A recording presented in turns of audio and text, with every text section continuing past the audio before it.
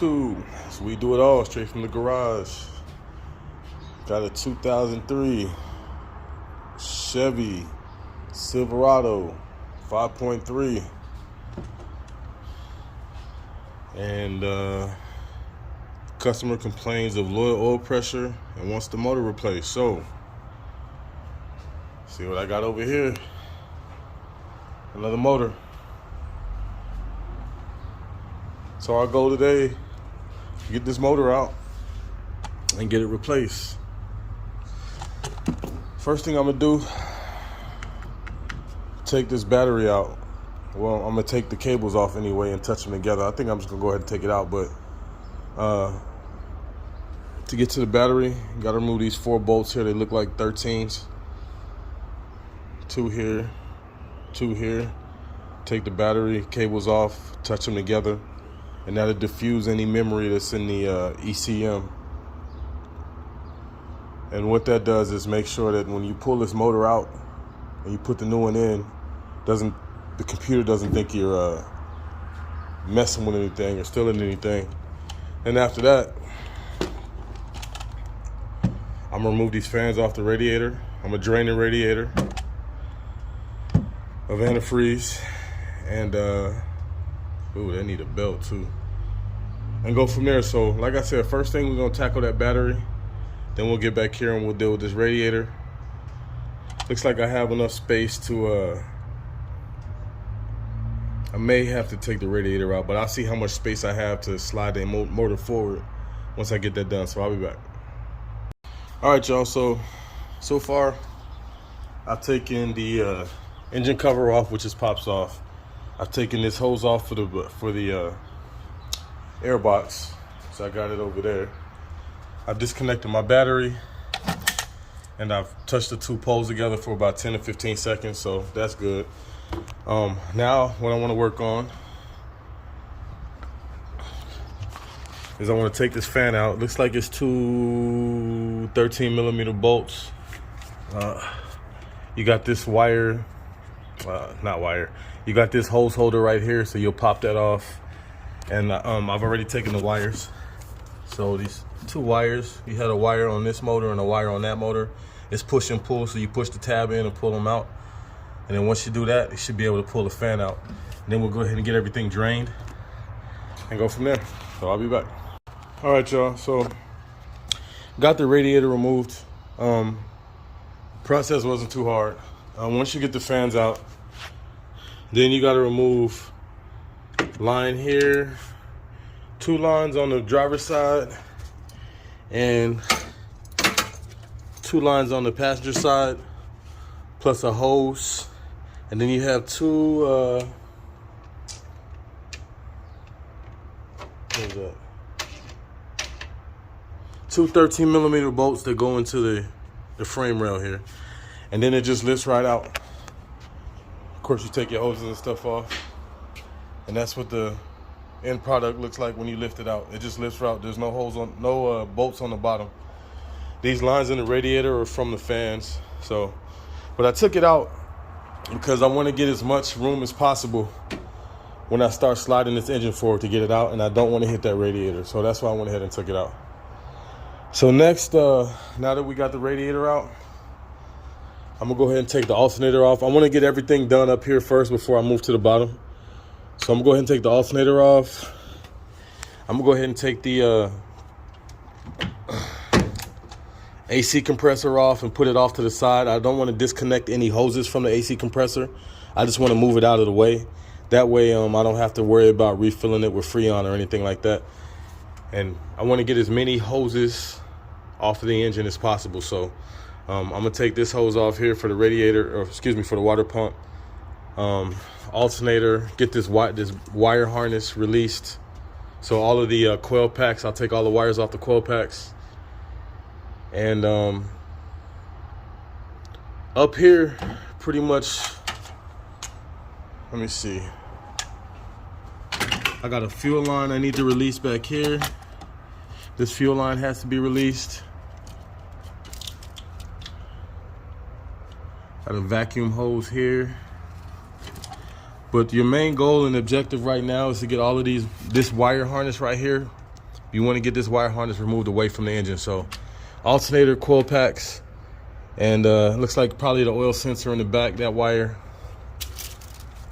And we should be able to make some progress. So alternator is easy. We already disconnected the battery, so you got two 15mm bolts that should lift right out. Plus I got to put it on a new engine anyway, so it's got to come out regardless. And then this bracket, I'm gonna take this bracket off along with the power steering pump, because that has to go on there also. But the power steering pump, I'll probably just move it off to the side, so that way I don't have to refill it with power steering fluid. So that's what I'm gonna work on now. Alternator, power steering pump. I'll be back. All right, guys. So just an update on my progress. I took this. Let me see if this will stay. Okay, whatever. So I took the bracket off, and I left it on the vehicle. You had 1, 2, 3 bolts, and then you had one in the bottom down here, and they were all in the front of the bracket. So once I took those 4 bolts off, and there was one on the side of the engine right here. So 5. So 1, 2, 3, 4, 5. This whole assembly, after I took the alternator off, this whole assembly just came out and got out of the way. So I've got all that disconnected now. Now I'll do the coil packs on both sides, get those disconnected, try to get this wire harness free. And then I'll take the AC compressor, it's 4 bolts, and I'll move that off to the side. I'll move some lines, some hoses over here. So I had 2 hoses going into the side of the water pump here that I removed. I got those stashed over here. And yeah, so we'll do 1, 2, 3, 4 bolts on the AC compressor, get that removed, and get our coil packs removed, and get the fuel line taken off. And I think after I do that, I'm pretty much done up here. I had to get this belt off too, but this is a stretch belt, so there's no pulley or there's no tensioner on it. You can cut it and just replace it, or you can use something to get in between here. I got a little tool to get in between here and pry it off. It still looks pretty decent, so I'll probably reuse it. So I'll just have to take it off. I don't know why GM went to those stretch belts. They make no sense to me. Anyway, so that's my progress so far. Looks like I should have this top half of the engine done in probably the next 30 to 45 minutes. It's been an hour and a half to this point, and I've gotten most of the stuff taken out up here to get this engine out. The hardest part is yet to come though, because we still got to go down there and get those bolts off the exhaust, which I've already soaked those in penetrating oil. Yeah, that's one tip I would have for you guys. If you guys are going to do this, when you get started, before you get started, soak those bolts on the exhaust in penetrating oil. That might make it a little bit easier to get them out. I'm not going to pull it at the engine. I'm going to pull it at the catalytic converter. So 3 bolts on each side. And you can see the one from the junkyard, they just cut it. So I need to soak these also, because I'm gonna have to take those off when I put the new ones on. But anyway, if you look at this new motor here, I showed you those 4 bolts. There's a wire harness that goes in here that has to come out. These transmission cooler lines were already there. And then if you look over here, you can see your AC. You got 1, 2, 3, 4 bolts that hold your AC compressor on. So if you take those 4 bolts off, then you'll be able to move your AC compressor out the way. So yeah, get that done. Oh, let me show you this wire I was talking about on the, so you know how you had your wire harness come through and it went back here? Well, this is your, right here, this is your oil pressure switch. So you got a wire going to your oil pressure switch, and then you got another wire, I believe that's the cam sensor. So those 2 wires are in the back. Those will be your final 2 wires to get that harness off. What I may actually do is remove the drive shaft and take the transmission support out, tilt the engine down, so that way I can get these bolts, these top bolts up here, and get those out. But like I said, I haven't made my decision yet. you can kind of play around with this and see how does this come off. So that just pops out. Yeah, but anyway, that's where we at so far. So I'm gonna work on this AC compressor, and I'm gonna get that belt off, and we'll go from there. Okay, guys. So update to the video. Don't need to remove the wires on the coil packs. All right. On each side of the engine, there's this plug right here. Let's see. Oh. There's this plug right here. All right. You remove the little pin up top. You pull back on the top, and it pulls it out. But you do need to remove the wires that are on top of the injectors. So these injector wires, they've got this little green tab. Hold on, let me see if I can. You got that little green tab right there. You pull it up, you push, and you pull. There's 4 per side. So once you get those free, as you can see, the wire harness is free. And now I'm working on the driver's side, the same deal. I took wire out from right here. Also took the purge valve out. Purge valve connects here.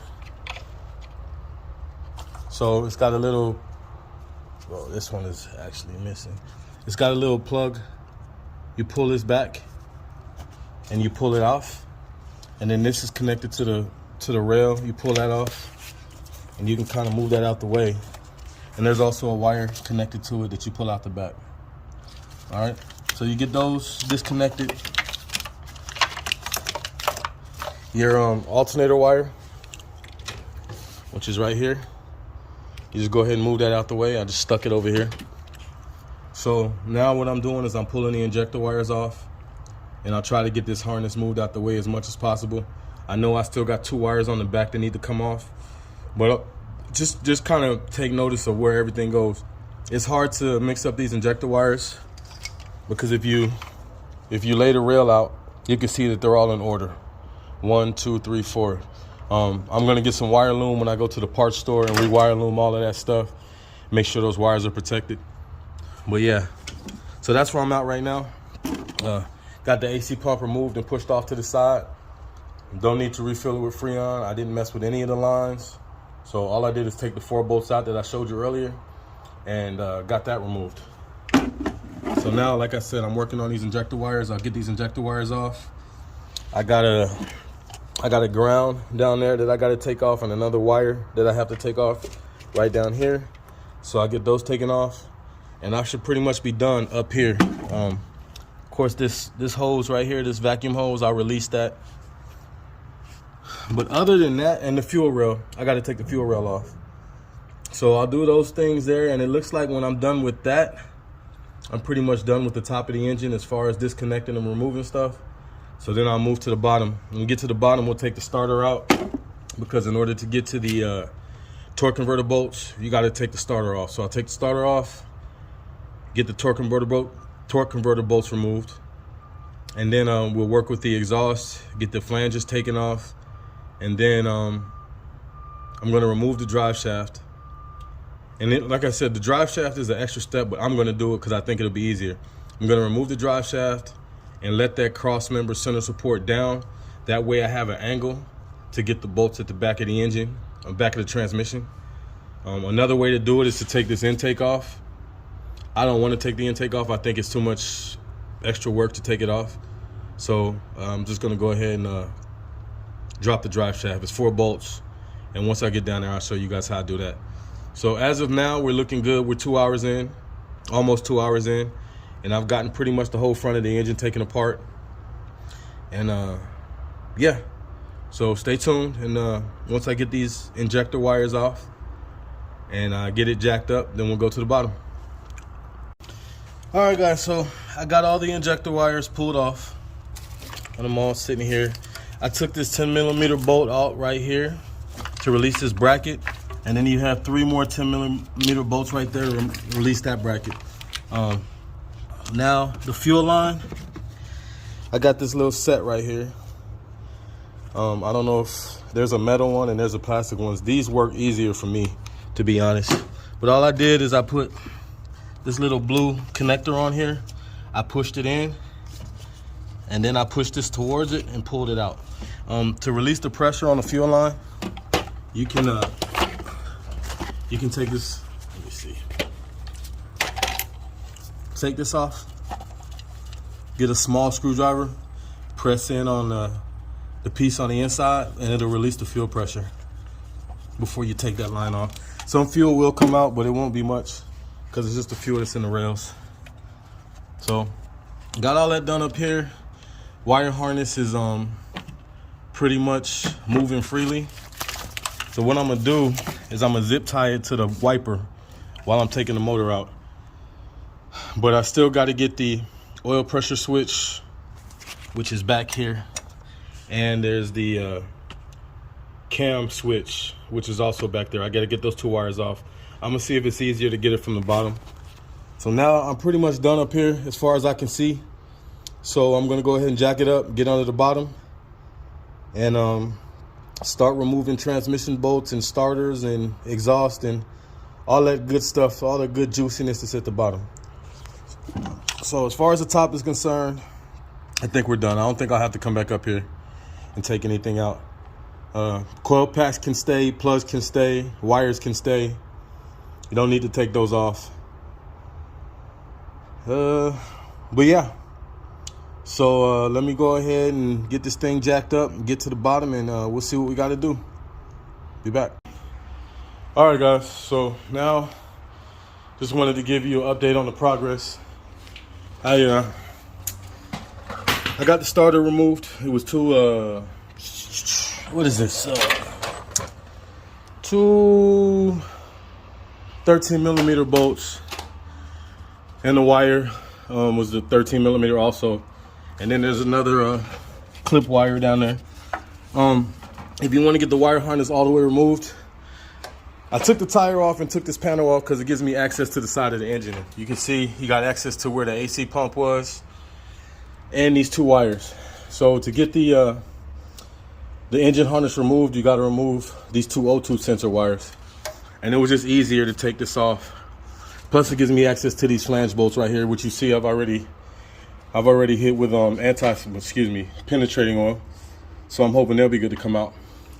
And then there's a 10mm bolt right here that I got to take out, and that's going to remove this plate, which will give me access to the torque converter bolts. So what I'm going to do now, I'm going to remove these flange bolts. There's 3 on each side. I'm going to remove those so I can get the catalytic converters disconnected from the engine. And once I get those disconnected, what I'm going to do, there's a whole bunch of ways to do this, so don't take this as the end-all be-all. What I'm going to do is I'm going to take the center support off the transmission. I'm going to put a jack under it, and I'm going to drop the transmission, which will allow me to get 2 extensions up to get those back bolts, those top bolts on the bell housing. So that's my plan. You can take the intake off and get them, and there's a bunch of other stuff you can do to get them, but I'm going to try this method because I think with a long extension, a swivel socket, I should be able to get those 2 top bolts. So we're getting close.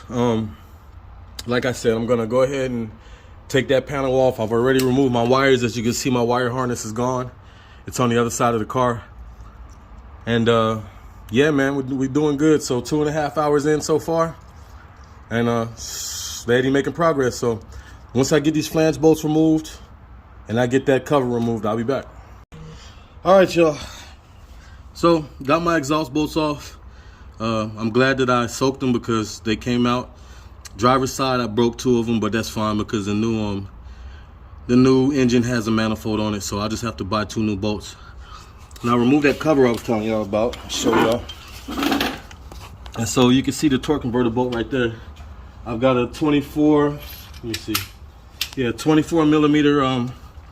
Oh, my light went out. Sorry.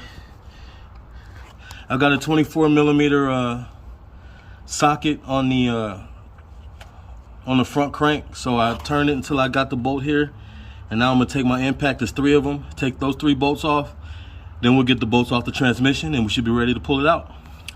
Well, that's where we are. All right, guys. So after assessing everything, I decided to go ahead and pull the intake. It's 10 bolts, 1, 2, 3, 4, 5, and 5 on the other side. And then you have this vacuum line. This vacuum line right here is in the back, and it comes right out. And that gives you access to a couple of things. That gives you access to these wires right here. Hold on. Sorry, my light is... Okay. So that gives you access to the oil pressure sensor to be able to take the wire out, and this sensor here. So I was able to get all the wires out now, and then I have access to the 2 bolts in the back of the transmission. So I will get those replaced. I'll get those taken out, and then we'll get the hoist hooked up, and she'll be pulling this thing within the next 20 to 30 minutes. So right now we are at 9, 10, 11, 12. I'm at 4 hours now. I got all the bottom bolts out of the, transmission at the bottom. So now I just got 2 at the top. And I also have the torque converter bolts out. So once I get these bolts out of the transmission housing, I'll disconnect the motor mounts, and we'll be lifting this thing out of here. So all in all, about 4.5 hours to get it out. And I anticipate it'll be maybe 5 to put it back in. I'll go ahead and replace all these intake gaskets. I know there's a lot of crap down here, but I really don't care because this engine's going to the junkyard. But the new engine, I've already cleaned it out, got all the dirt and crap that was in the valley. It was a bunch of stuff in there, so I got all that cleaned out, got all the valves cleaned out. So we'll go ahead and put the old one back on there. And the reason I'm doing that is because this throttle body is already connected to this computer in this car. So just to alleviate any issues, I put this throttle body that I took off, I took this intake that I took off, I'll go ahead and put it on the new engine. And hopefully the computer will just read it, and I won't have to do any relearns or anything like that. So this is where we at now. Next time you see me, I should have a hoist in here with a chain and be pulling this thing out. All right. All right, YouTube. Well, here we are. Got the hoist hooked up, and getting her out. So hopefully this video helps somebody. I mean, I probably do a little bit going in too, but just wanted to kind of give you guys a little quick view on how to take one of these 5.3s out of these Chevys. Not too hard of a job. Total time taking it out is going to be about 4.5 hours. And yeah, so we're going to get this thing out and get the new one in. All right, guys, so we got the motor in, got everything put back together, and I just wanted you guys to be here for the initial start. So we're gonna go ahead and start this thing and keep our fingers crossed. Here we go. There it goes. All right, so 5.3 swap, successful. I'm gonna let it run for a little bit, let it get hot, and I gotta put some wire loom on all these exposed wires, but she's running, fans are working. Oh, AC is on, that's why. But yeah, if you guys got any questions, please leave them in the comments. Please continue to tell your friends about us. Thank all my loyal subscribers. We do it all straight from the garage. We out. Peace.